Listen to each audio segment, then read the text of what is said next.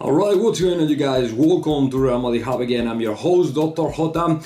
Okay, so today is Saturday, but it's still a very important day considering tomorrow we are playing against Espanyol. So we have a bunch of news to talk about Real Madrid and different news, important news.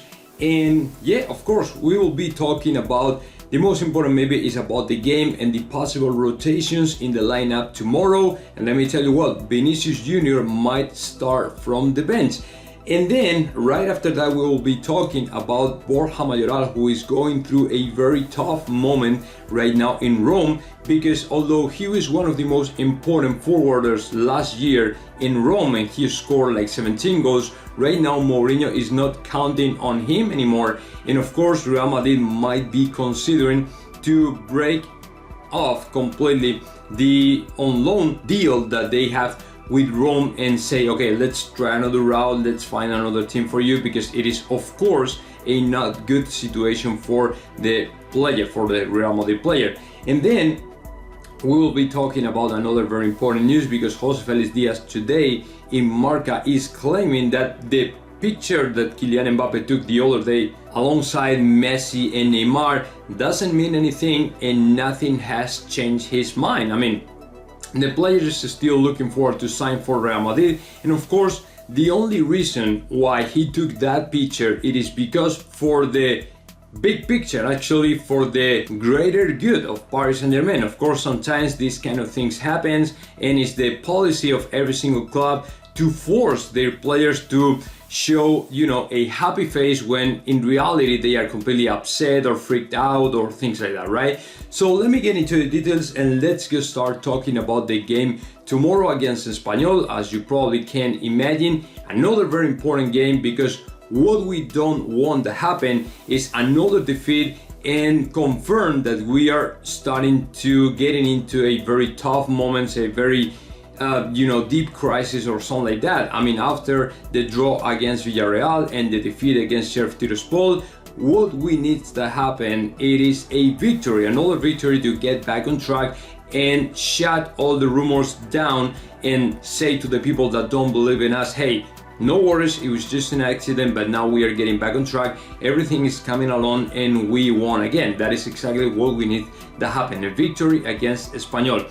And to play against Los Pericos tomorrow, we possibly can see different faces, different rotations in the lineup of Carlo Ancelotti, in the side of Carlo Ancelotti. And the reason for that, it is pretty obvious. I mean, we have a bunch of players that of course have been playing a lot of time, a lot of minutes, pretty much all the single games, and that's why Carlo Ancelotti is considering to give him some rest. But in this article that came out today, what they are saying is Vinicius Jr. has all the chances to start from the bench tomorrow. And let me tell you what, I'm okay with that. I mean, I'm not against to see Vinicius Jr. resting tomorrow or starting the game from the bench. The problem is you still have players that have played way more than Vinicius Jr. They are in a very risky area when it comes to injuries and stuff. And to me, they might start from the bench tomorrow or even not even play. I mean, Fede Valverde, Karim Benzema are players that have been playing pretty much everything, pretty much every single minute since the season started, right? So Fede Valverde is the kind of player that is running around all the time, back and forth. He runs a lot of kilometers during the game, and that is in my opinion, that is the game that should have the more chances to stay in the bench to get some rest. Why? Because right after that, in the international break, he will go all the way to Uruguay to play with Uruguay with the national team, and then he will be playing every single minute, right? So this kind of player is the player that needs to start from the beginning, from the bench. You know what I'm saying? And Karim Benzema is the same, is exactly the same. If you don't give him some rest to these players that are all the time, I mean, they are playing every single minute, they are featured every single lineup, every single weekend, and then it is not only that, during the game they are all the time moving around, running around, they are not static, they are, you know, running back and forth and things like that. Of course, Fede Valverde is even more because he occupies the 90% of the field. I mean, he can be in the attack, defense, and all the stuff.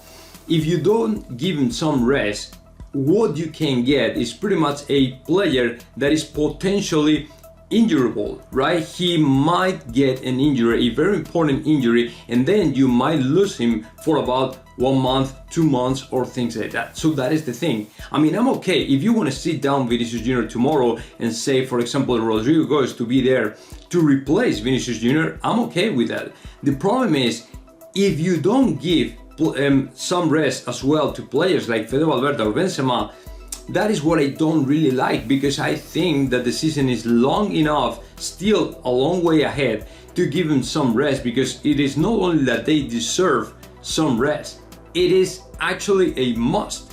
For players like them, man, they need the rest, and right quick. I'm not saying the game against Espanyol is not important or is going to be super easy or a walk in the park or something like that.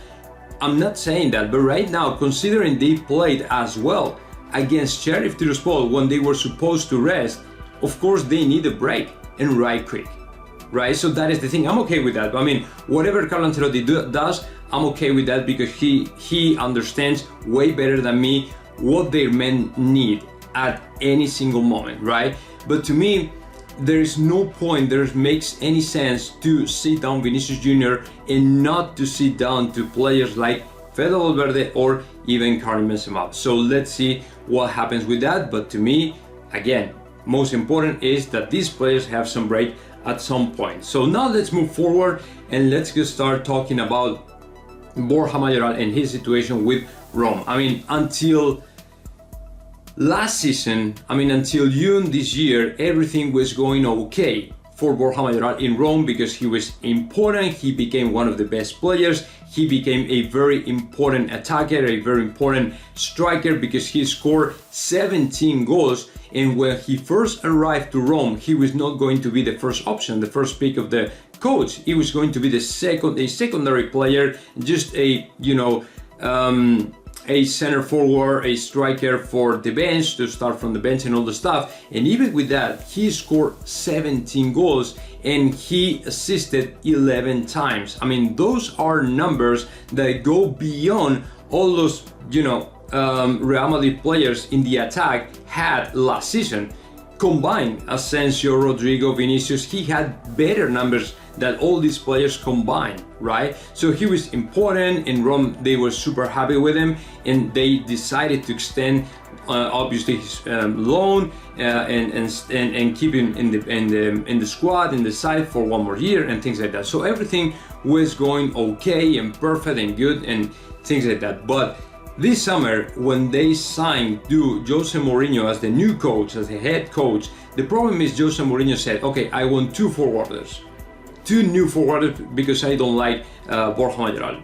And all of a sudden, the situation of Mayoral in Rome changed completely overnight, because he went from being one of the most important and top scorers in Rome all the way to represent nothing in Rome. So right now he's the 3rd pick of the coach, and he's not even important anymore. You know what I'm saying? So that's why, according to this article, Real Madrid is considering and thinking twice about to stop and cancel completely the loan that they have with the Rome in January, and grab and pull out to Borja Mayoral and say, okay, let's try another route, let's try to find another team so you can keep playing and keep having the minutes that you have had in Rome this last season, and still being important and scoring goals, because that is exactly what we need to happen. You know what I'm saying? I mean, when this situation like this comes up, my opinion is even the team is very aware of the situation, and of course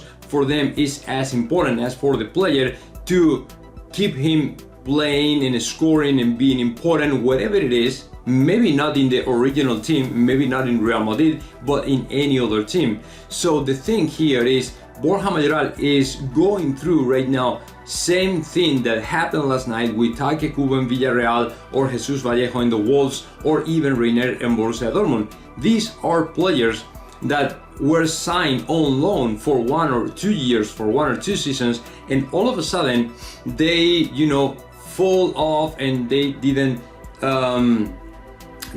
become important or as important as they were supposed to be in the season for that team that signed them on loan. You know what I'm saying? It is completely, I mean, nobody can understand things like that, because if you are signing a player, if you are borrowing a player to another team like Real Madrid, it is because this player is allegedly a very good player, and of course will count for the coach. But that is exactly what is not happening right now in Rome, and of course it is a problem for, you know, Borja Mayoral on one side and Real Madrid on the other side. So let's see what happens. But the situation of Borja Mayoral right now in Rome, it is not going good, and actually it is pretty bad. So let me move forward and let me finish with the most important news today. It is the article that came out from José Félix Díaz in Marca as far as Kylian Mbappe and the picture that he took the other day with Leo Messi and Neymar. Okay.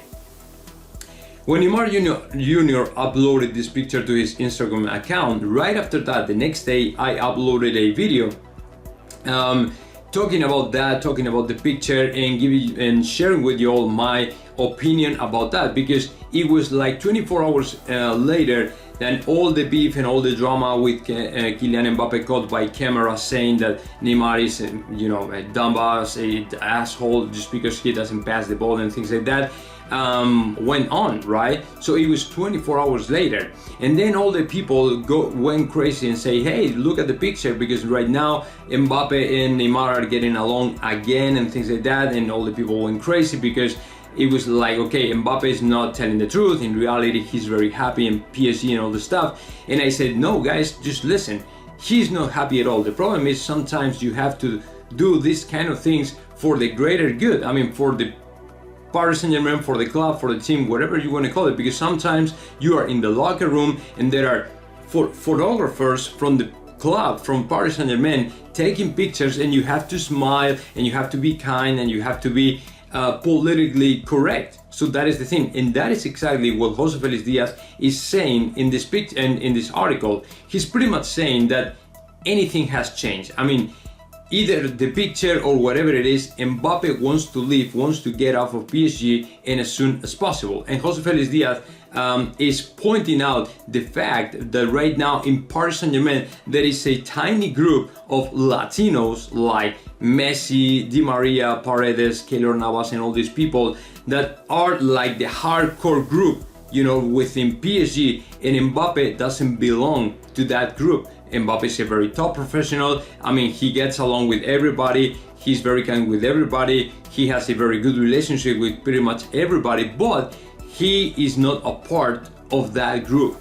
And that is affecting, of course, and impacting too Kylian Mbappe and the rest of the teammates of Paris Saint-Germain. The other day, we were told about Donnarumma. He's complaining about he's not competing against Keylor Navas in the same conditions because he feels he's, you know, being undermined by all this Latino group or things like that. I mean, this is not a surprise for me because this happened in every single team in the world. When Leo Messi came up to Paris Saint-Germain, there was already a group like Neymar, Di Maria, Paredes that are very good friends with him, right? So he was going to belong to that little and tiny group that controls pretty much everything in the locker room, right? So this kind of group is apparently impacting and affecting to other players that are not inside that group, you know what I'm saying? And Kylian Mbappe is the same. I mean, he gets along with everybody, he's okay with everybody, but he wants out as soon as possible just because he's not okay with that. And what he really wants is to play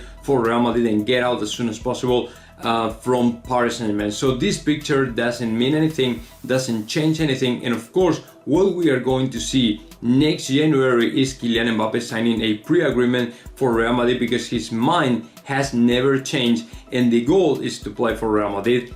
That's it. I mean, there's nothing else we have to talk about that. So no worries, no concerns, because although the picture was very good for, you know, the Paris Saint-Germain fans and stuff, doesn't change anything. So now guys, let me know your comments below, and of course subscribe the channel, and see you in the next video.